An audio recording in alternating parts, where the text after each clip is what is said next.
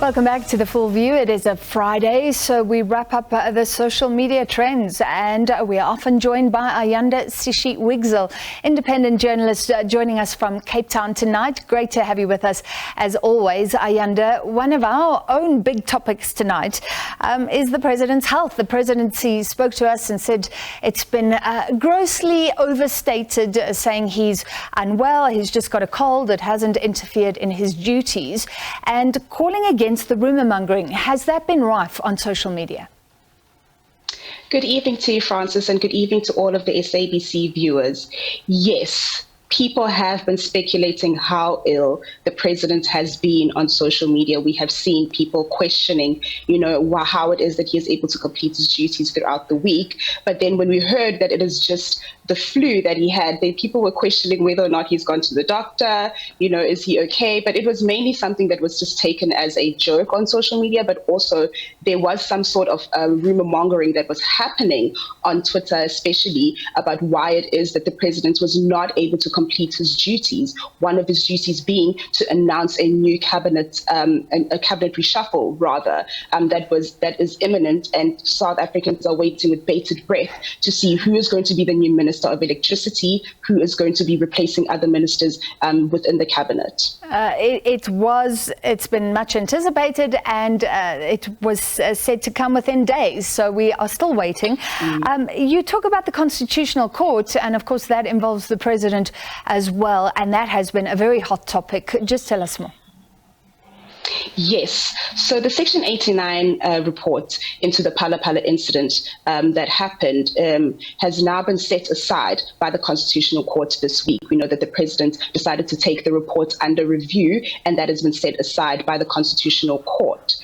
People on social media have reacted by saying, that of course they expected that this was going to be set aside by the Constitutional Court, and they are wondering why is it that the president has decided to take the people to court. But they know that also the president needs to protect his reputation. So there's also this debate that is happening about whether or not he should protect his reputation and his integrity by moving forward and putting the report under review, or whether or not he should leave it because the African National Congress has already protected him in Parliament. And should there be a kind of process that happens under a Section 89 process that should happen in Parliament, he will also be protected by the African National Congress, because we know that they close ranks around their president. And we saw that in 2014 with Jacob Zuma, and we see that right now with President Cyril Ramaphosa. So we have yet to see what his next step is going to be.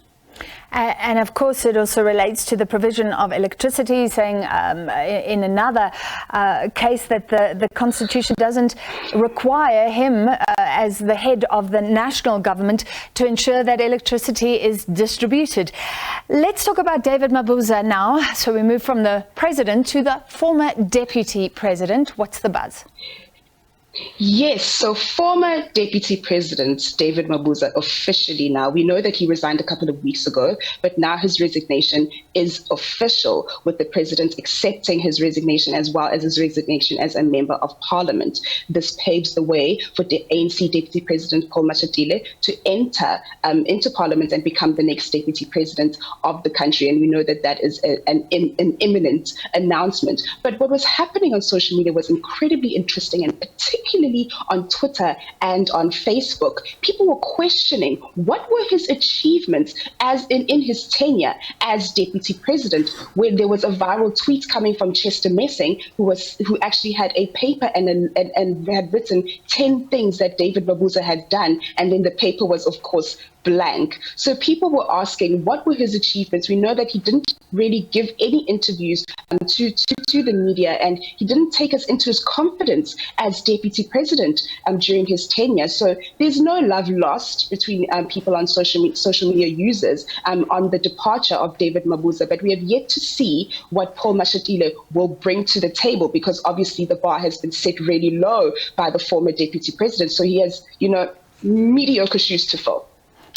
All right, let's end with what's happening at Wits tonight. We were talking about the fact that our colleague and other journalists were told that they could not be inside. This when there has been violent protest action, scuffles between students and security. How big is that on social media?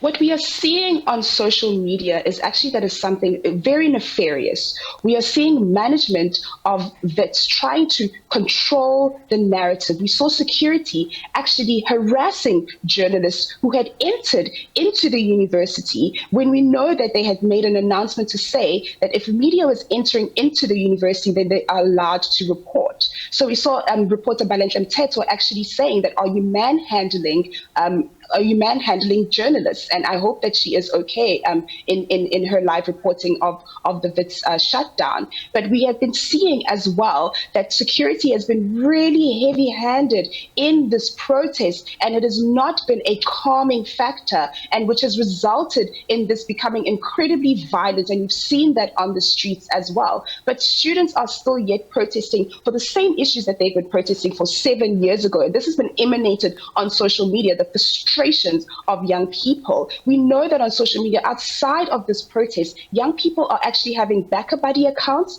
they're having side hustles, they are selling things to make sure that they can reach they can have money to register and cover what NSFAS cannot cover. But when that is not even enough in the economy that we live in, and we're seeing the cost of rising living, we know that this is going to affect young people as well. It is going to affect students. And social media users, especially those who are participating in the protest, are reminding government that come 2024, you are going to be coming to us and asking us to campaign and vote for you. And they will be noting the silence from government. They will be noting the heavy-handedness from government. They will be noting the fact that media was not allowed to report on what is happening truthfully on campuses. And this is going to play a huge part in the next elections come 2024.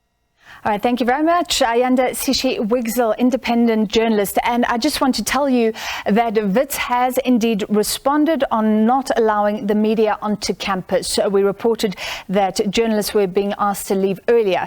Wits says for safety and security reasons, and in order not to further inflame the situation, the university has indicated that the media will not be allowed onto campus for the moment. It is felt that the presence of cameras could inflame the situation and cause further violence and disruptions. The university has the responsibility to protect its staff, students and property, including journalists on its campuses, and reserves the right to admit or limit access as appropriate. So Wits management confirming that it is Wits as an institution that has ordered journalists to leave the campus and not follow that situation.